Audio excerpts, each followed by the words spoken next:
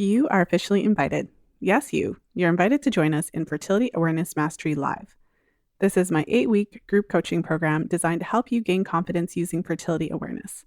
Whether you're actively avoiding pregnancy or looking to optimize your cycles for conception, we have a spot for you.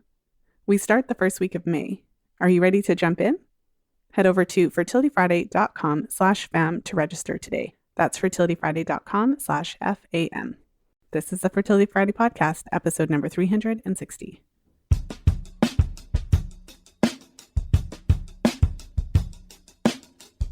Welcome to the Fertility Friday podcast, your source for information about the fertility awareness method and all things fertility. I'm your host, Lisa Hendrickson-Jack. I'm the author of The Fifth Vital Sign and the Fertility Awareness Mastery Charting Journal. I'm a certified fertility awareness educator and holistic reproductive health practitioner with nearly 20 years of experience teaching women to connect to their fifth vital sign through menstrual cycle charting, balancing hormonal health, and optimizing the menstrual cycle without hormones. I'm outspoken about hormonal birth control and its impact on fertility and overall health because you have the right to know how your body works and how artificial hormones disrupt that natural process. I host live coaching programs to help you achieve optimal fertility and health because it's important to have healthy menstrual cycles regardless of whether or not you want to have babies. I'm also a wife and mother of 2 beautiful boys. I know, I'm a busy girl, but I managed to fit it all in. This podcast is designed to empower you to take full control of your cycles, your fertility, and your overall health. And I'm so excited that you're here with us today.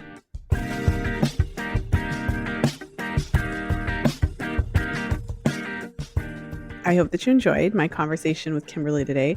I feel like we covered a lot of ground and I gained quite a bit of insight into how we cope with traumatic and stressful situations. And it was really interesting to learn that women respond differently to traumatic situations, which I think we know. I think if you actually think about people in your life who've experienced different traumatic experiences and things like that, I think at least for me, I know it rings true that women tend to respond differently in certain situations. And so I think what I really appreciated about this perspective was that even though we're not responding necessarily in the kind of like affirmative, combative ways that we would see in the movies, right? When someone's standing up for themselves, they're valiantly unafraid and standing up to authority and being a thorn in their side and those types of things. I think what was really interesting to learn is that the tendency to potentially appease and kind of just be agreeable in those types of situations can be the thing that you need to keep yourself calm and also to kind of just leave the situation with the least bit of strife possible. With the options, as Kimberly was mentioning, if you end up booking an appointment that you didn't want to go to. And I know personally, I've had that experience as well, where there's been a few times where I've had an issue, I go to the doctor hoping for some insight, and instead I end up with a prescription for something that I don't want. And I've had a number of prescriptions, some that I just didn't fill, so I didn't even go to the pharmacy to get them filled, and others that I actually did fill and didn't take. So I really resonated with those things. So without further ado, let's go ahead and jump into today's episode with Kimberly and Johnson.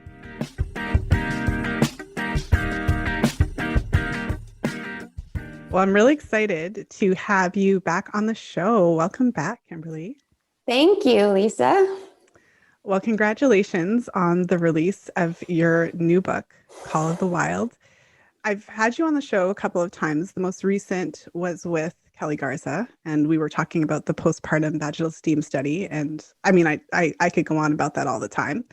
Obviously, today we're talking about, I would say something, they're all serious, but I would say this is a bit serious in a different way in terms of how we process trauma and how that affects our lives and how it affects our nervous system. And so the first place I'd love to start is why this book and why now? What is it that inspires you to focus on the nervous system, and how does that relate to your work in the world? So it might seem like it's separate from the other work, but in fact, I've always been working with the question of authority. Who has authority, how we confer it, how we know our own inner authority, and how that authority is received externally. And I'm a female and a woman. I identify as a woman, and my whole life has been marked by my relationship to male authority, or at least like the big turning point moments. So it is a serious topic, but on the flip side of trauma is play and resilience and pleasure.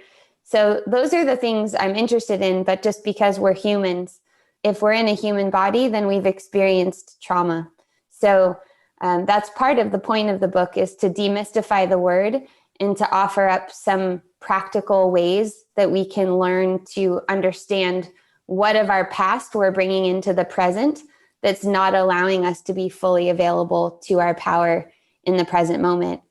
And as you know, with your work, you work with a lot of women who have gotten all kinds of advice, right? And so have I. And some of it's really hard to sift through. Some of it's mind-boggling. But because we've been taught that a doctor is an authority and knows more about our body than we do, and in many ways, we should be able to trust doctors, because, if you're going to get surgery, you need someone who knows more about your body than you do. But we haven't been really taught about this gradation of when is it time to insource our authority and when is it time to outsource our authority. Mm-hmm. I mean, that's something that I've been talking about since I had a public platform, and even before that, because it's very much how our culture kind of looks at just this whole conversation. So for any woman who's been in a doctor's office and had an issue that's related to her, you could say, female body, if she has an issue with her menstrual cycle, if she's pregnant, if she's in the process of birth, I mean, we could talk about all these different aspects, but there's always this conflict, it seems, between what the authority is telling us and sometimes what our lived experience is. And so, I mean, there's so many places that we could go, but I feel like one question I'd like to ask is about trauma and this concept of authority. And I would just love to hear, your thoughts on how that interplays into our reactions when we're in these kinds of situations with these authorities that supposedly know more about our bodies than we do. Yes. So one thing that's new about my book from the earlier trauma literature, and the earlier sort of seminal trauma works are Waking the Tiger by Peter Levine and Body Keeps the Score by Bessel van der Kolk. Because they're male authorities coming from a male perspective, there's sort of still this default of like women in the literature. To me, it feels like women become the identified patients. So if we're talking about sexuality, or we're talking about birth, and then we're talking about abuse, it's still coming from someone who has structural power. And if we're going to look at numbers, probably, and I'm not calling these people perpetrators, because for me, it's actually taking the stigma out of perpetrator and victim and looking at the nervous system underpinnings for how that gets set in place. So the book, there's a jaguar on the cover. That's because all of my work is about helping women come out of freeze and flight responses, or fawning and fitting in responses, to healthy fight response. So a healthy fight response is when you know your own power, you have self-protective instincts, and you're able to mobilize them when you need to. In the social nervous system, which was put forth by polyvagal theory in the mid-90s. So most of us, when we learned about the autonomic nervous system, like in middle school or high school, we learned about sympathetic is fight or flight and parasympathetic is rest and digest. But that's a mixed metaphor. That's the sympathetic nervous system under stress is a fight or flight response. And the parasympathetic system in safety has a rest and digest response. But if we expand it out, which is now what we know, there's a whole other branch called the social nervous system. What hasn't really been elaborated much is that it disproportionately impacts men and women, because female hormones, the social nervous system, was evolved for maternal bonding. It evolved so that we have a complex interconnected mechanism through our orienting apparatus for attunement and mirroring. It's so that we will take care of these babies that require us for so long to care for them compared to other mammals, and that we will continue to protect and attune them. So it's our superpower in some ways that we have estrogen, which is a bonding hormone, which makes us very, very aware of how people around us feel and care. We care for the group for the family, the unit. On the flip side of that, because we're disproportionately impacted by that, we're also disproportionately impacted by what happens when we don't feel safe in the social nervous system, which are two responses called fawning and fitting in. Fitting in is something that I added. So fawning is something that's been in the literature. These things are not, they're contested, they're not accepted. But I believe that's because it's people who have had less structural power who are most familiar with those responses, who are not normally the ones chosen in the canon in the literature. Because we can see that anyone with less structural power, so whether that's racially or sex or gender wise, if you feel that you are threatened, then you approximate the threat. So this is where we see women being really nice to doctors during labor. Maybe they feel totally scared, totally threatened. The plans have changed. It's not what they asked for, but they know if they disagree, they depend on this person for their safety. And that's true. That is not imagined. That's not an emotional trip. That's like, yes, you do depend. This person could be a surgeon, could decide the health of you and your child. So for you to be nicer is a strategy that you're not rationally choosing. Now, we can rationally choose that and also manipulate, but our physiology is choosing it. And we see that with animals. You can see two dogs come up to each other, decide who is the dominant, and then the less dominant submits, lays down, shrinks, rolls over, right? So it's not just a human behavior, but it's more elaborate in the human space. It's where the Me Too movement, if you watch the movie Bombshell, you see the variety of ways that when someone has power and someone doesn't, how we respond to that. And it's why it's so confusing, because the person who has the power is going, but you agreed to that. What do you mean? We talked about it. You agreed to it. I don't understand. And it's because we don't have an elaborate way to even look at it. So what I'm trying to do in my work is tease that apart. Number one, so that we stop blaming ourselves, because we ask ourselves those things. I mean, how many times have I worked with a woman who basically sleepwalked their way into a cesarean, meaning just went along with the program, was kind of wide-eyed and thought that's what had to happen. Then afterwards realized, you know what, that wasn't necessary and I didn't need that. And then find themselves choosing the same doctor and doing the same thing. Why? Well, number one, it's a fawning gesture. Number two, you're still in a bit of a freeze cycle because that first trauma hasn't been resolved. And the way that our system works is that we repeat things so that we can cycle up and repair. That feels like, to a lot of people, like punishment. It feels like, oh my God, are you kidding? I'm dating another narcissist. Oh my God, are you serious? Another situation. But it's our nervous system that's actually procuring this similar resonance so that then we can repair it and have access to more life force energy. And, people could listen and be like, well, I don't know about that. It is a bit of a framework. Like, I'm a Rolfer, so I come from a place of how our nervous system and fascia relates to gravity.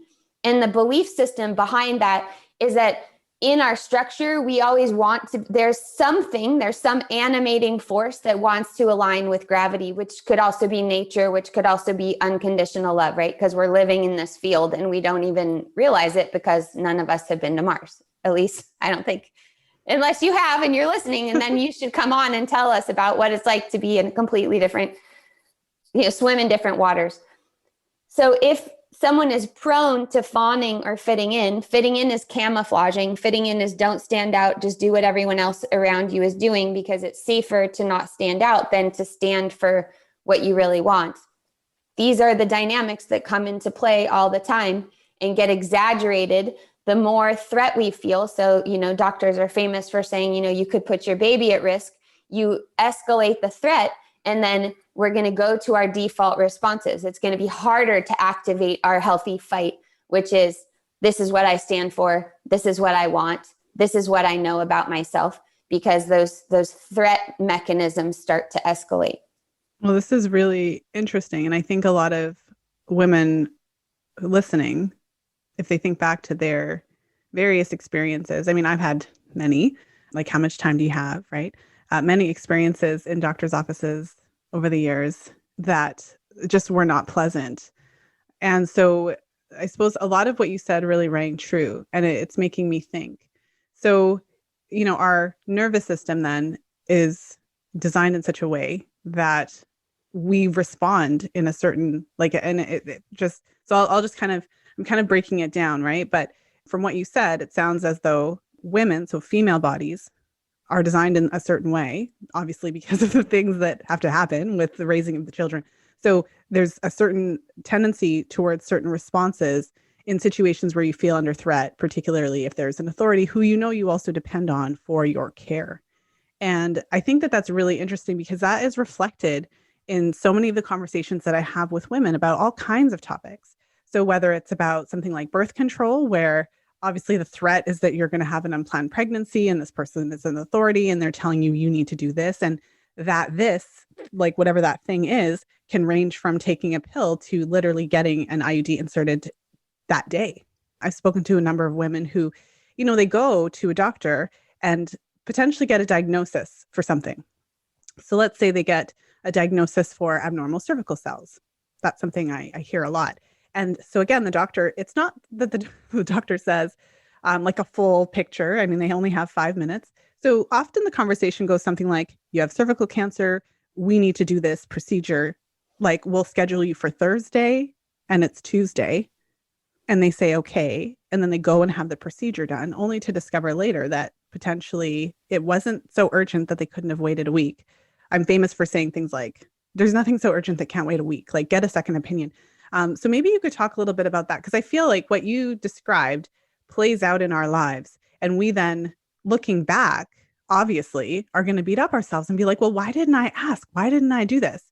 And potentially women like you and myself who talk about this a lot, we're giving, the way I look at it, we're giving women permission to actually say things like even if you're not comfortable challenging, I'm just going to go home and talk to my partner about this. I'm not going to make a decision today, but thank you so much. I'm going to talk. So we're still being nice. We're still kind of doing the things that are comfortable within our nervous system, but literally like giving ourselves a minute. I don't know. I'm kind of rambling, but. No, totally. I mean, trauma, the definition, one of them is too much, too fast, too soon. So the flip side of that is slower, less, and in its own time. So when we feel, and it's normal, right? If someone's telling you even the word abnormal cells, that feels scary, right? And we don't know how bad that is or but what I always tell people with cesareans also is there's so many deliveries that I've been in. I'm a birth doula, where the doctor comes in with the pad to sign for the cesarean, and then we wait for hours and hours. And that tells you if a cesarean is an emergency and necessary, it's like they're wheeling you out and you're signing at the same time. It's happening that minute because you're hemorrhaging or because there's something that's really necessary. The other thing when I was hearing you talking, so fawning or appeasing would be like, make the appointment, but then you don't have to go to the appointment. So fawning is super effective, and that's why it's a strategy, and that's why we do it. And so that's why I want people to know it's not a call out. It's not saying like, oh, these people are weak. No, if you are in a BIPOC body and you're dealing with white authority, assimilation and code switching are part of survival. It's not a moral value judgment on someone. It's just saying that when you notice you're in that situation, then I love what you're saying, like have pre-prepared language. I'm going to have to think about that. I think for me, I have a tendency towards a freeze response. For me, the challenge is, can I just tell someone, like, I notice I'm in a freeze response right now. I don't think the answer I'm going to give you right now might be my final answer because I just feel confused, right? So a low-level freeze response is confusion and disorientation. It's like a haziness. Nothing's really making sense. We don't really know what we want. So we're just kind of like, okay, well, I guess I don't feel like I even have a choice in this situation anyway. So, okay, I'll go along with it. But the truth is we do always have a choice. And it never stops being our body. We're the ones who are going to deal with the consequences of what happens to the choices that we make. The doctor's not going to deal with the consequences. So it's absolutely necessary that we have that language. I need a little more time for this. And oftentimes when I'm doing trauma repair with people, because I specialize in healing birth, helping women heal birth trauma, gynecological trauma, and sexual boundary violations, the repair is, I need some time to think about this. The repair, the person thinks like it's going to be telling the doctor to F off or like back off or do something dramatic. No, it's just like, I just need more time. Mm-hmm. So this is really interesting because as we're kind of breaking this down, I feel like on the one hand, someone could be listening to this conversation and thinking to themselves, it's like we're equating going to the doctor with like being blown up in a building. Like it's kind of like, because if you think about what we're saying, it's like you're so traumatized. Like, so follow with me for a second, because of course you may need to correct my assessment here, but you're so traumatized in a way by this experience. So whatever it is, if you're in the middle of birth, obviously your doctor's telling you your baby's going to die unless you do this procedure right now. If you're in the office and the doctor's telling you like this bad thing is going to happen unless you take my advice at this moment. So it's like we're equating going to the doctor to something highly traumatic because it seems as though that's how our body is responding. So that's literally the nervous system You're response. totally right. And it's what you're pointing out that's really important is that trauma is never a thing. Trauma is how our body processes that thing. So it's how we can digest it. So for some people, going to the doctor or the hospital actually isn't a big deal. And like, it's fine for them. And they are able to have a conversation and they might be able to say, you know what, I'm not up for this today, but I'll make an appointment for another day. Or I thought I wanted this, but now I don't know. So I'm going to go home and I'll come back another time. As you were talking, what I remembered is because I really have a huge resistance against going to the doctor. And sometimes I question myself like, well, why is that? And as you were talking, I had an image flash in my head, which is the first time I was at the pediatrician when I was a kid that they checked my genitals. And I had a male doctor and it was just creepy. And I don't know if he was creepy. I have no idea. But my feeling about it was creepy. And when I look back, I think, why does a 7-year-old need their genitals checked? Obviously, many of us were wondering the same thing quietly in our heads. So, but probably it's part of a routine. I mean, I imagine, right? Check the orifices. I have no idea. Can I share something? So I had an experience and I don't remember how old I was. I was probably something like 10 though. I wasn't menstruating yet. And I had signs of a potential yeast infection. So I had some discharge and things like that. So in my case, when the doctor assessed my genitalia, there was a reason. So just to kind of compare that, because there actually was a reason. And so what happened, I mean, I think my mom was in the room. And so he did a swab. And I remember feeling this is like a stranger looking at my genitalia. That has never happened before. And like a swab, right? In the vagina area. And I just remember feeling really disgusting. And there was a reason why it was happening in my case. Yeah. So I just want to take a second because I think probably listening, other people are also having some images and memories. And again, it's like, because we just normalize these things, like we have to get through it. There's stuff that lives on in our system because of that. And that's the residue of trauma. So trauma doesn't have to be this big thing and for many people listening, they do have a big thing. They did have something in their childhood or in their family or bigger, what I would call like a capital T experience. But oftentimes it's these little things that leave impressions that we carry with us. And then at a later time, we have such a strong reaction and we don't know why we're having a strong reaction because our body is still holding on to whatever it was at that time. And a lot of what I do, because I do hands-on work, is there's really no reason in a situation like you're talking about. It's because the genitals are so charged. It's so, it's separate in body work. It's separate everywhere, that when medical professionals are doing exams, they don't want to do anything that might want to be conceived as arousal provoking. And so that's why they would like just do a swab and then get out or something. But to a female body, that feels so invasive. And it's like, What we need is like some contact first, some safe porting.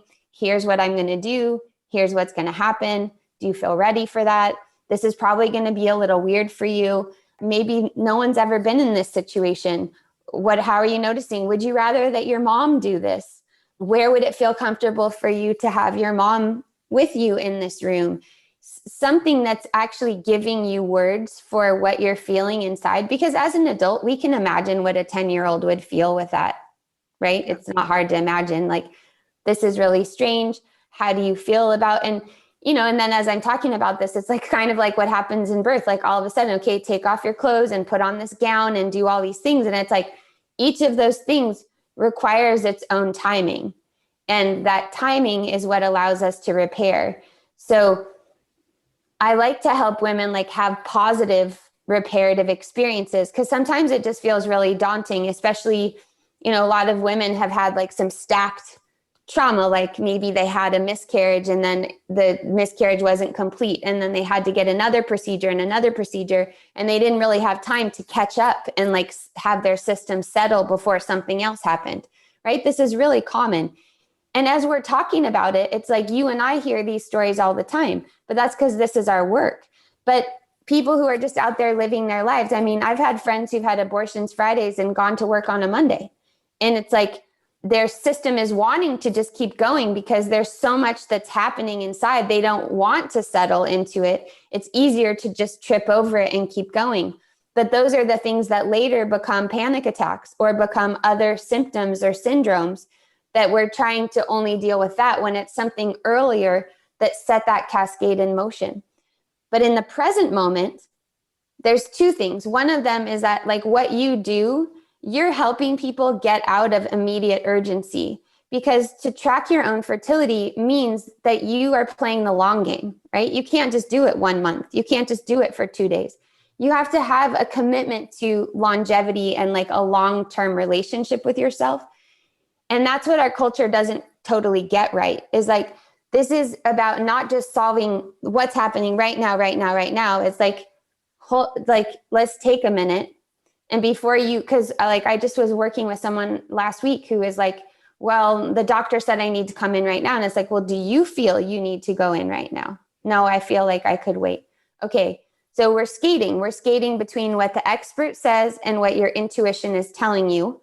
And probably there's something in between, but we always have that thing pending, because now all of, with everything, it's like, well, you better get a mass mammogram every year. You've got to do all these things preventatively. But that only works if you feel that it's preventative and you feel that it's what you need. So we need to give ourselves permission to slow down, and then in real time practice. So if you do need a pap smear, or you do need some kind of birth control or some kind of a procedure, that when you go, you put in place what you need to have a voice. So we're so hard on ourselves that we think we should be able to do it. Okay, well, should is good, but if you can't do it, then what do you need? So do you need someone to go with you? Do you need 2 people to go with you? We think we need to do it ourselves. And so we go and then we suffer through it. And then we go, just get it over with, go ahead. And then people dread pap smears. They dread the dentist. It's like, we don't have to force ourselves into it. We've had COVID tests in our family. And my daughter, the first time she went, she was jerking her head away. And the nurse was like, you have to do it. She was really nice. But I was sitting there and I said, well, can she hold it herself? Because she could put it up her own nose. Why does someone else have to be putting it up? Or I said, could she put her hand on yours while you're doing it? Right. And they're like, no. Well, it was like 45 minutes later of like the jerking and the fighting and the negotiation. And then the clinic was going to close. And so when the clinic was going to close, they just gave her the thing and let her do it. And I'm like, okay, so she could do that, but that wasn't what you wanted to happen. But then at the end, that's what happened anyway. So it's like, we have to listen to our bodies, and they're telling us something. And overriding that is just setting in motion a pattern of, I'm just going to override what my physiology is telling me. Well, and you said something earlier, so a little while ago, to the effect that we're scared of these horrible things that would happen if we don't do exactly as we're told. And so certainly, I've been thinking a lot about that lately, about how our world has created, especially as it pertains to women and going to doctors, we're just really told that we need to listen to them and that they're the experts and the authorities. And we're trained to defer to them, even if our experience is directly opposed to what they say and recommend. And so, the example that you're giving there, if you're going to the doctor for a certain procedure, especially as a child, I had a similar experience with needles. I don't really know the answer. They used to say I had thin veins or something, and it was hard to tell. I think that I had black skin in a predominantly white area, and they literally couldn't figure out how to take my blood in retrospect. So if this is offensive to anybody, I don't know what to say, but over all these years, like I'm not a particularly small person. I'm just like an average size human. So anyways, my point though, is that there was a similar, not the same, but similar to the experience with your daughter, where this nurse, like she did something wrong and blood literally spurted everywhere. And that freaked me out because I was like a child. And you might be in a situation where they say, well, we have to do this today. So you're just going to have to put on your big girl panties. And nope, my mom was like, we're done. We're not doing this today. And I literally, like a week later or whatever, went to a different well-experienced older nurse, and she was completely fine and everything was fine. So back to my initial question, which is that I feel like in these types of situations where we're told, no, it has to go down this way, it has to be done now, no, you need to come back next week, we're going to schedule you an appointment for Thursday. I feel like maybe we over exaggerate what would happen if we just said no. and like you said, sometimes we make the appointment, but you can call and cancel. And or not show up. And I've recently had conversations like this with family members and friends in a variety of different situations where an appointment was scheduled. And I was saying something like, well, what if you were to get a second opinion? You don't need to go to that appointment. Like, what if you just rescheduled it? And it was like, I can't, what if the doctor, he told me I need to do this right now. And so there's a lot to unpack here. I'm hanging out here because this kind of thing has been showing up in my life and my client work recently quite a bit for a number of different health conditions. Like what you're saying is like the word that's coming to mind is obedience. Yeah. And if we're obedient, that means we're good. And, I lived in Brazil for a long time. And there's like a whole, just like in every country, there's a whole, including this one, relationship to the earth, the plants, the herbal medicine, like the medicine that we have around us. But they were medicine was industrialized later for Brazil than it was here. So they're kind of like almost a generation behind in how they deal with medical care. So they get the leftover flu vaccines from here. So they get the flu vaccine a year late, and then the government gives them out free and then brags about how good they are about vaccinating so many people. And I don't want to get into a vaccine debate, but what I was just noticing is like, there is this displacement about what love and care means and that interface with authority. And people who've gotten used to feeling like, well, the government's giving it to us, so that means they're loving us or caring about us, so I'm going to go get it. And I saw this with my in-laws who come from a place where, like my former mother-in-law, she has so much wisdom about herbs and medicine, and yet she takes so many medications that the government gives her for free, because to her, that's like she's being taken care of and given something. And I've talked with people who are very educated. And this is the other thing, is like, this doesn't really have to do with our politics or our education, because the women that I work with, some of them are very educated and have very, let's say, progressive politics. So they would say, I'm a feminist, my body's my own, my body, my choice. But then when the stakes just escalate a little bit, they find themselves doing things that later they're like, I don't know why I did that. I don't know why I followed that piece of advice or why I did this. And it's because these earlier programs are operating. So we have to become a little bit tolerant and uncouple this idea that being obedient is good and therefore safe. I wanted to jump into today's episode to invite you to join us for the next round of Fertility Awareness Mastery Live. My 8-week group coaching program is designed to help you unlock the secrets of your menstrual cycle. Fertility Awareness Mastery teaches you everything you need to know about using fertility awareness cycle tracking to achieve your intentions. Whether you're trying to get pregnant, avoid pregnancy, or planning to conceive in the future, we've got you covered. This program goes deep. Get to the root of your period problems, hormone imbalances, fertility challenges, and so much more. Early bird registration is now open, but only for a limited time. Head over to fertilityfriday.com/fam to register today. That's fertilityfriday.com/FAM. Now let's jump back into today's episode.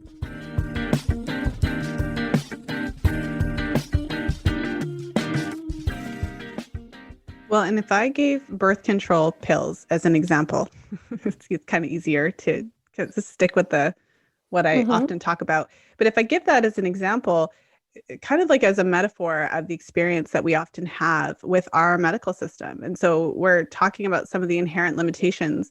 When you described what would have made that procedure that I had done more just tolerable and potentially wouldn't have left that bad taste in my mouth, what it felt like is that you were humanizing me. So all of a sudden, I wasn't just a body part that needed to be swallowed. I was a person, and my feelings mattered. And anyone with common sense can see a 10-year-old who's nervous and would notice that and would acknowledge it, and right, but it's not how we're taught. And so with the example of birth control, I think the other thing is that we're not presented with options. It's kind of like, this is the only thing that's going to help you, and you need to do it now. And so what I'd like to ask to kind of, I suppose, shift to the good news here is, you mentioned it before, but some of the things that and I think we've talked about a few of them, but ways that we can prepare. I think that it's really underestimated the importance of preparing for these types of interactions to the best of your ability. Obviously, you can't predict the future. You can't, if you're going into a birth scenario, you just don't know what's going to happen if there's going to be an unexpected issue or something like that you didn't anticipate. But ultimately, I talk about this a lot with my clients, and I can just imagine the work that you do with your clients as a doula, because of course, I'm not preparing my clients for birth. I'm literally preparing them to go to the doctor and talk about different things. But ultimately, there's still a lot of prep that goes there. So I have been known to tell my clients things like, if your doctor isn't open or isn't respectful, you can find another one. And you, in addition to your doctor, you can find, other advocates in the health field that can support you. So the doctor doesn't have to be the only person on your team. And literally just having these conversations and empowering women with strategies for how to handle and putting them all on the table. So, up to and including getting the prescription, making the appointment, but knowing that you could cancel it later. It's unfortunate that it's kind of like what we're saying is like, these medical professions are like super pushy, hey? And we need to find ways to be able to navigate those stressful situations. And I would love to hear I think we've talked about a lot of them, but just that validation of we can actually prepare for these situations. And even if we get flustered, even if we get in that freeze response, as you were mentioning, the fawning, and I don't remember the other word that you used, but basically people pleasing, fitting in, thank you, that we can still, even with those responses, be empowered to make the best choices for ourselves. Yeah, I think when I talk about healthy fight response, people think I'm talking about being like an aggressive alpha female who's like negative with everyone. And in fact, I'm really about creating a situation where everyone is respected. So when we're having these conversations about medical professionals, I actually think most of them are doing the best they can. Doctors have a lot of their own trauma. Medical school is traumatizing. They have no training about self-care for themselves. The same with police. I mean, it's crazy the jobs that police do without any kind of trauma repair for them, which of course makes all of their responses exaggerated. So we're at this interesting crux in history where we're kind of in purgatory because we have an oppositional gaze towards authority, and yet we still find ourselves in the system, and the system just doesn't work all that great, right? Short appointments, like a doctor who has to give short appointments. Well, they are rushing us because they have other appointments they have to get to so that they can even make a living because they're billing insurance and whatever. But the thing is, most women are conditioned to take the point of view of the other person. And so we're always giving them the benefit of the doubt. And in this case, we're giving them the benefit of the doubt and to our own detriment. So when we prepare, we have to be prepared that doctors are trying to help us find a solution. And the degree to which we're desperate is the degree to which they're going to try to find a faster solution, even if that's not a good long-term solution. So we also have to present ourselves with like, here's how I usually view my health. Here's what I feel okay with. I mean, it's hard when you and I are talking not to go to the level of absurdity, right? Because I mean, the latest one that I heard was a girl who is 16 or 17 who's gay, who went to the doctor with painful periods and was offered birth control. I mean, I'm like, offering birth control to someone who doesn't even have reproductive sex is just kind of like, I'm like, okay, I give up. I mean, I just, and how someone even hears those words and thinks like, oh, that's a good idea, obviously is directly proportionate to what they feel the options are that are available to them. So you and I both know we're both working at a system-wide level to change that, to offer more solutions. In the meantime, we can be prepared without demonizing the other person. It's the same thing with sex. Like we can be prepared to have a difficult conversation without thinking the other person is automatically wrong or bad. And the way to do that is to start getting some tolerance for sympathetic charge. So getting tolerance for conflict, getting tolerance for like, it's okay if I disagree. Can I just sit here in that disagreement? I don't have to make it better. I don't have, like, if it's true that this is your doctor, like some people they're afraid they're never going to get care again, right? Or they're going to get bad care. It's not a simple answer because developing this level of self-trust and autonomy happens over time with small steps. But in the present moment, I think that we mistake dependence, which is basically what we're saying is like we become dependent on Father, Doctor, God to heal us and give us our solution. We confuse that with with asking for help. Those are two different things. So asking your friend to go with you or your mom to go with you or your partner to go with you, that's actually not dependence. That's autonomy. That's knowing who you are and how you respond. Most of my trauma teachers, I was really surprised to find out, instead of being more independent and more tolerant of difficult situations, they just know what support to elicit. So like one of my teachers was like, I never go to the dentist or the doctor alone. And I was like, at first I was like, well, that's weird. Like how much healing work have you done if you can't do that by yourself? But then I thought, oh, well, that's just knowing your own system. And that's all of our responsibilities as incarnate humans is like, know yourself. Like I particularly know that I cry really easily. Has that changed over my life? Yeah. And I don't cry in the same situations all the time, but I do cry easily. And if I'm moved or I'm emotional, I'm likely to cry. Well, then I have to tell the other person, I have to give them information about it. I call it giving my code. It's different than dumping your trauma on someone, right? It's different to say, hey, I've had a lot of difficult experiences with my pelvis and my cycle. So I really need to know a lot about what's going on for me to feel comfortable with this. Then to say, I don't trust you. I don't know where you're coming from. You know, like there's a difference between being in your center and having an out of proportion trauma response. We need doctors to be informed, but we also need to understand the context that we're operating in. So how we prepare incrementally, little by little, by doing this in our system. I mean, that's what the whole book is about. And it's also like what all my work is about. But we have to have the skills to just know what's happening. I think that's the most important thing.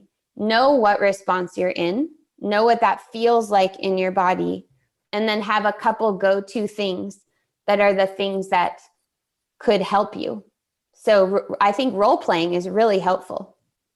Like you be the doctor and I be me, and then you say some possible things and I see what my responses could be. So I've already practiced hearing myself say like, okay, Lisa, tell me I need a procedure right now.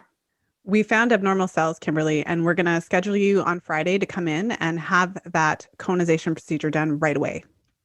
Oh, wow. That sounds really scary. If you don't come, I mean, it's really important that you come on Friday, and we actually have an opening. Okay. I don't really know what to do right now because I feel scared about that, but I don't really know what that means. And I don't know what could possibly happen after I do that. Do I Well, I need mean, it's to a pretty come in right routine away? procedure. I mean, we could just go ahead and schedule the appointment. Okay, well, you can schedule it, but can I call later if I need to change it? Oh, yeah, of course you can if something comes up for sure. Okay, so I think that's a good plan for me. We'll schedule it, but then can you tell me a little bit about like what are some possible contraindications to the procedure? I mean, it's a fairly benign procedure. I've done hundreds of them in the office, so certainly there's nothing really I'm concerned about. You can Mm. tell that what my opinion, I just, sorry, I'm breaking our thing Yeah, here, yeah, but the reason I said that is because that's kind of what a lot of women face, where yeah, maybe like I don't, and I'm not a doctor, so I can't honestly answer the question of what they would say in terms of the risk totally. factors. But I would imagine that it would be, well, there could be a little bit of mild discomfort for a couple of days. There might be a Right. little bit of A bleeding, but little bit of ultimately, spotting, the yeah, same but ultimately it's a pretty routine procedure. And so what you're not going to hear is that when you cut off a piece of the cervix, it can have, scar tissue. implications on sexual function, for example, and your ability to orgasm, things like that, because many doctors don't believe that the cervix even has nerve endings. So there's a lot of information that you wouldn't necessarily hear. Definitely. Yeah. And so in that case, I always, if people are listening to the podcast, then they already know you and they already have like lots of information about everything that you offer. But I think that's especially with white conditioning, it's like we're conditioned as white women to believe that we're going to be taken care of and that we can have kind of a learned helplessness. That's why there's the stereotype of like the white woman collapsing and crying. And like we're conditioned to think that like the world has our best interests at heart and that we can trust that. And so we have to develop a bit of an oppositional mentality when it comes to healthcare, because healthcare comes out of a very specific way of looking at especially a female body, which, circling way back to the beginning of the conversation, I wrote this book because all my yoga teachers were men and most of the students were women. Trauma school, mostly male teachers talking about female patterning and mostly female students. Sexological Bodywork school, mixed gender-wise, but focusing mostly on the anus because founded by a gay man. And in 10 days of trauma school, 1 day for people with vulvas. In a room full of mostly women who have had babies, all of them with a birth injury who totally untreated. So it's completely, they're totally awake erotically doing sexual healing work, but never addressed their births. So there's just this default of male body, male body, male body everywhere, nutrition, everything. And I'm like, okay, well, what about the fact that we are defining complex PTSD? Periods and birth don't factor in, which are the things that set in motion so much disempowerment for so many women. So that's why I wrote the book, because it's like we can't just assume that the way that everything is to our benefit. We can't walk around assuming that. And for some people who are in less structural power, that's obvious to them. They were raised that way, knowing the world's not out here for your best interests. But for whatever reason, as females, because we have this estrogen, because we're so concerned with the good of the whole, we're not as practiced at tolerating conflict in order for us to protect ourselves and our own children. Hmm. This is so interesting. Now I'm contemplating if there's a reason why I have had a bit of an oppositional stance from young. And I mean, certainly it goes back to a lot of the experiences I've had. But when you said what you said about white women having, I mean, I've never been a white woman, so I don't, you know what I mean? Like I never thought about that, but believing that, of course, everything is, you are going to be taken care of. Now, that's something I've never heard before. But that is a really interesting thought and concept. Well, it's Something that kind of you, like a structural luxury, right? yeah, If you feel like, oh, well, this system was made for me and people look like me, and, and it's not like we're having that conscious thought, yeah. but I feel like that's why so much happening in the racial dialogue is that in general, as you saw in the book, each of these nervous system states has correlating emotions. And for most in white overculture, we permit men to be irritated, frustrated, anger, and rage, and we permit women to have worry, anxiety, panic, or confusion and disorientation. But we don't like the reverse. We don't like men displaying worry, panic, or confusion and disorientation, and we don't like women displaying anger and rage. But then if you lay a racial template on it, the stereotype is the angry Black woman, and most Black women haven't been permitted to be able to do the collapse.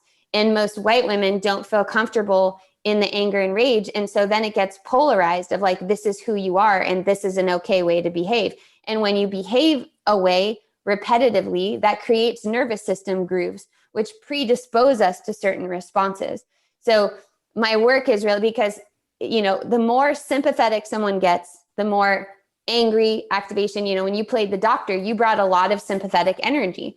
And if I'm not used to that, then I'm going to start to be that. I'm going to start to shrink back. So if you're being the bulldog, then I'm starting to be the rabbit. And it's like, okay, I need to get more peacock so that maybe your bulldog will like settle down. Right. And so we need to witness ourselves in day to day so that we can strengthen these responses. They're the hardest when we're the most activated. It's actually not even fair to require this of women in birth, like to require that we have to defend ourselves and have all of these conversations. And when I say fair, I just mean organic and physiological. We shouldn't be in a situation where somebody who's in the most vulnerable state, it's also a very powerful state, but it's a birthing person needs to be protected. That space needs to be protected. That's why animals go to be by themselves in the dark, away from everything else. We shouldn't be having to protect ourselves and doing the birth at the same time. But that's where we find ourselves. So best choice, choose something that is physiological for you. And this oppositional gaze is actually, I think that's why Black women really are the most, like feminism is what it is because of Black women, right? Because there is this willingness, because in some ways there's been so much disenfranchisement, so much abuse, that it's like the response to that is just like, what do I have to lose? Like this is how it is. This is what's going on. Well, and in response to what you said, I'm still percolating on it. So I'll probably be thinking about that for a while. But, you could argue that someone like me, I've never had the luxury of assuming the system was made for me. Totally. And it would never occur to me because this is not something I'm thinking of consciously. But when you said that, I was like, well, that an argument could be made for that. And maybe that's why I'm more likely to want to get the actual facts instead of what someone says. Like maybe that's why I'm less likely to trust the words of an authority over the data or my own body and how I feel. And certainly something that you said, we were talking about, because, and I feel like this conversation has even helped me to better understand how women as a concept respond to these types of situations.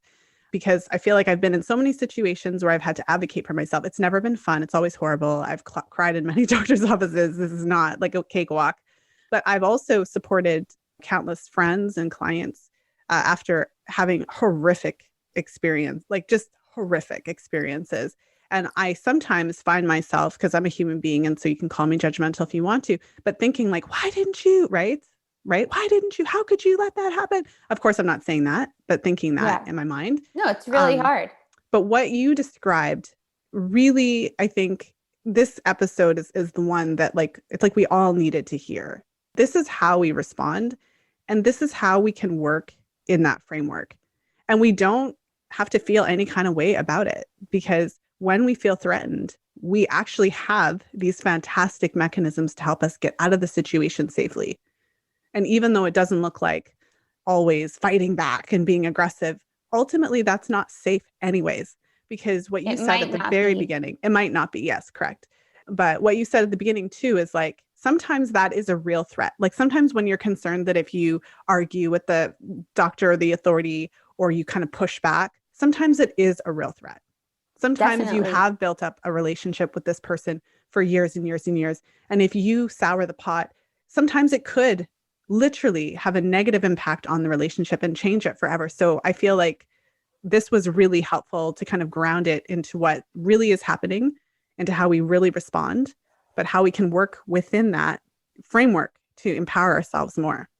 Yeah. And it's understanding that Whatever we've done until now was the best that we could do with our physiology. So we did survive, because if you're listening, you survived.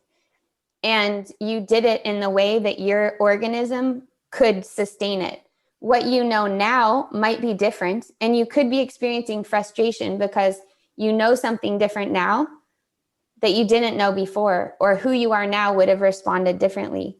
But we can't go back and change those things. We can change them in our imagination, which actually does help some of the time if we get in the right, like maybe we did a little repair, you and I today, with just talking through how your visit could have gone when you were 10. Sometimes just hearing those words and hearing them spoken by someone else is a mini repair. But we can know where we are, locate ourselves right now, and move forward knowing what we know now. And we don't have to sleepwalk into the same dynamic with the same practitioner or a different practitioner or a different partner that's offering the same dynamic. But it does take some work and renegotiation. It doesn't mean you have to do a retrospective of all the traumas of your past. Who would want to do that? That's actually not a good idea. But it means that in present time, you learn how to track your own experience. You learn how to communicate, because even communicating is a movement out of freeze or fawning a lot of the time. And you really be a part of this, building this world that we all want to belong to, where every voice matters. Mm-hmm. Well, I mean, I could talk to you all day. Me too. Because obviously, but we should probably wrap up. Can you tell us, well, first of all, any last comments if you want to tie anything up for our audience today, but also tell us about your book and how it can help us to accommodate these challenges. And so tell us a little bit about the book, where we can get it. And I know you also have your programs to help women address these issues. So you've got lots to help us get over this hump. Yes. So I want to say a couple of things. We talked a bit about race today, and none of us are robots. None of us fit every pattern. So when we talked about, in your case, Lisa, thinking that maybe it's because you always have known the system doesn't work for you, that you've been able to activate a healthy fight response to do something. Sometimes the opposite happens and people become completely immobilized. They're like, this doesn't work for me, but just F it, it's the best I have. And they find themselves just going along with things anyways. And again, it's not a value judgment. Functionally, with life force energy, it's helpful to get into that.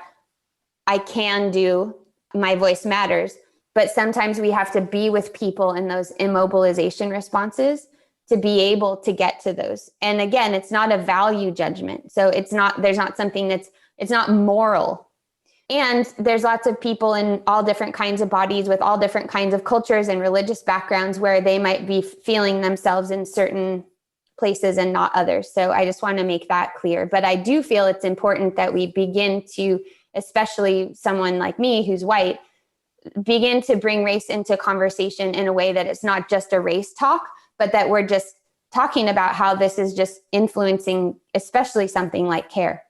Because if you're in a Black body where the statistics about specifically gynecological health are a lot darker than, and meaning that the consequences are more dire, then you might be using these strategies more because you do need those strategies more. And repair is always possible. So that's really important to say. Like, no matter what's happened to you in your life, no matter how you relate to the strategies that your system chose in the past, and whatever your particular soul journey in this life and nervous system language, it's your like original blueprint, you can always start where you are, and your body has all the information that you need in order to heal. So there's no situation that's not repairable. Our job is to integrate it. It's not to make it go away. It's not to imagine that those things didn't happen. It's to integrate them into our system, to give them a place to live, a home inside of us, so that we're not only relating to that or against that all the time. You can read the first chapter of the book for free at KimberlyAnnJohnson.com/chapter. That chapter has the most graphics. I was like, oh my gosh, really? We're going to give that away? That's where like a lot of the best stuff is. But, my job is really to get as many people with this information as possible, so that on all sides of the equation, we have the language that we want, so that in this age where so many power dynamics are shifting in every way: parenting, school, work, medical care, sexuality, that we have a common language where we can work through some of these power dynamics together. And then I have the Jaguar class, which is where I really help people do this work, KimberlyAnnJohnson.com/Jaguar. And I'm on Instagram also at Kimberly Ann Johnson. Awesome. Well, thank you so much for being here and for having this conversation. I feel like so many clients over the years, this conversation is one that so many women need to hear, just about navigating these things. Because I feel like this is really the nitty-gritty day-to-day. I mean, it just ended up that this is where we ended up taking our conversation today. But this really feels like those interactions that are so challenging in so many ways. And so I really hope and excited for how this conversation will impact those interactions for everyone who listens. So thanks so much. Thank you. Thank you for listening. If you enjoyed today's show, please share it with a friend. You'll find the show notes page for today's episode over at fertilityfriday.com/360. I hope that you enjoyed today's episode with Kimberly. I really appreciated this conversation for a number of reasons. I think one of the things that really stood out to me was having that perspective of why we respond the way that we do as women, and to have that kind of context of how we respond to trauma and why that may be different to men, for example, in those types of situations. And so what I really appreciated about just what Kimberly was talking about is that over the years, I myself have responded in a variety of different ways in stressful situations, and also my clients and my friends. And so there are times when you might be very assertive and, nope, I'm not going to do that, and etc. But a lot of the time we find ourselves being very agreeable, not really wanting to, stir the pot, and kind of just wanting to kind of leave unscathed, like to just not really challenge the authority type of thing. And so I can think of a number of situations where the doctor is giving me a prescription for, a different medication. And there's been many times where I've taken that prescription and not filled it, when in a case where I wasn't really sure that was the approach that I wanted to take. There have been situations where I actually filled the prescription and never took any of it. There have been situations where, appointments have been scheduled and they were canceled. And so a lot of that really rang true for me. And I would imagine that if you are, if you listen to the whole episode and you're still with me, that you may have also had an experience like that yourself, or someone who has, where you really felt a bit pressured to, say yes to something. But then later, so you kind of did, just to kind of make the situation go away. But then later on, you kind of just didn't follow through. Or as Kimberly said, if you don't even have to cancel the appointment, you could just not show up. I thought this was really interesting because she wasn't demonizing the response. She wasn't saying that, if you don't respond in an assertive way, you're wrong. And that's kind of how our society tells us. If you don't stand up for yourself in this way, then that's wrong. It's more so understanding how we do respond, and then looking at how we can create a safer environment, or you could even say how you can create a situation where you feel safer and how you can kind of better handle those responses, even if your natural tendency is not to be assertive. And so I love the recommendation to consider bringing someone with you, right? If you know that these types of situations make you feel uncomfortable, is it an option to have someone come with you? Is it an option to actually plan ahead, and do the role playing?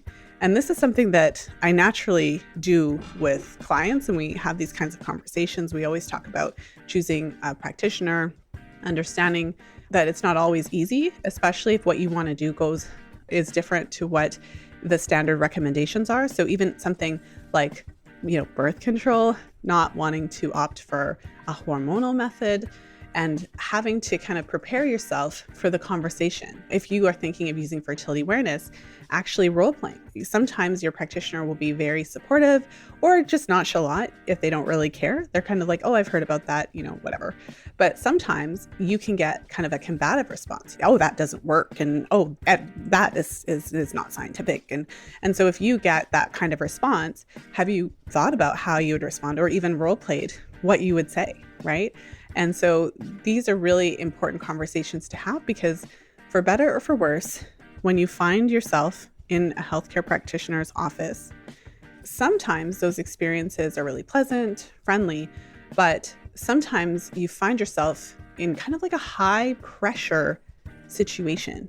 So if there's something that is wrong, if you did a test or something like that, something that they find, it can very quickly turn into, okay, we found this thing, so we're going to give you this medication, or we're going to do this testing, or we're going to do this procedure. We're going to do it on Tuesday. And so you could just come back. And it's kind of like this whole story is laid out for you of what you're going to do, and you're not even consulted in the process. It's just like, this is what we're going to do.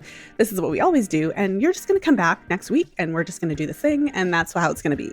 Knowing that and thinking through how you could respond, even having a few kind of canned responses in situations like that, whether it's a medication, whether it's procedure, whether it's a certain type of testing.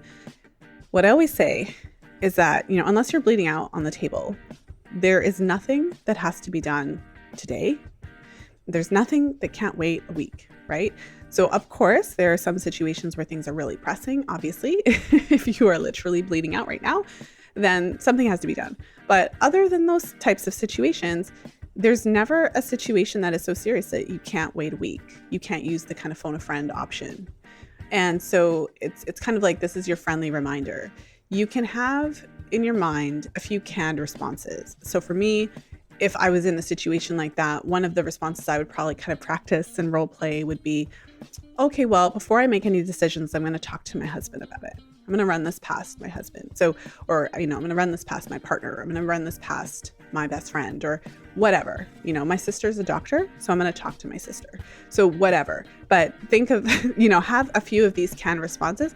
All of that's really doing is giving you the time. It doesn't mean you're not going to do the procedure, right? This is not the point of what I'm saying. It doesn't mean you're not going to take the medication, but it means that you're going to give yourself time so that if you decide to do it, it's going to be your decision, not just because you were told to do it. Similarly, if there is a test or a procedure or a medication or something that is being recommended to you, you always have the right to ask and get a second opinion. These are really basic things, but you and I both know that most of us don't necessarily do that. If you think about throughout the course of your life, if you've been prescribed medications, how many times did you actually type in the medication name? So there's like the brand name and then the medication name. How many times did you actually search it for side effects? Right? Like, this obviously applies to birth control. I don't really know that many women who I've talked to over the years who, when they were prescribed a birth control, if they actually typed in the name of it or the medical name or the brand name and actually searched to see if there were any side effects associated with it. Right? So there's things that we can do that we don't necessarily think about doing. When was the last time that you were recommended to get a procedure done or some sort of testing or something like that, where you actually said, okay, well, I really appreciate you going through this with me. I'd like a copy of all of my test results, et cetera, for my own personal files, because you always have the right to do that and should consider doing that. I'm going to go get a second opinion from another practitioner. So we kind of know these things, but we don't necessarily do these things. And so if you needed permission, right, I officially give you and grant you permission to always give yourself a week to make a decision about anything, to just do a quick search online. We don't really have an excuse anymore since we all have computers in our pockets. So do a little search if there's a medication that's being presented to you to see if there's any side effects associated with it, as in the case of birth control. And also, if there's a procedure or anything that is being recommended to you, you also always have the right to get a second opinion. And then if you give yourself that little bit of buffer and space, then ultimately it is you that's making that decision. The decision just isn't being made for you. And you're not simply just a passive participant in this process. So lots to think about. I wanted to share just my thoughts on some of those things, because in the work that I do, this is something that I see all the time. And what we don't always consider is, even if it's something that's routine for the doctor, it's not necessarily routine for you. So going back to the example that Kimberly and I talked about on the interview, which was, cervical dysplasia. So it's routine for the doctor to do the conization, the LEEP, etc. But for you, if you didn't research and, depending on the procedure and the severity and all of those things, a decision that's really quick and really easy and really routine for the doctor could have effects on your sexual function for years to come. right? So it's in our best interest to give ourselves just a little buffer. And it's hard. It's hard because these situations often bring up a lot of trauma, a lot of emotions and feelings and fear, and it doesn't feel good when you're being kind of pushed into doing things that you don't fully understand. So with that said, I hope you have a wonderful weekend, whenever you are tuning into the episode. And of course, as always, until next time, be well and happy charting.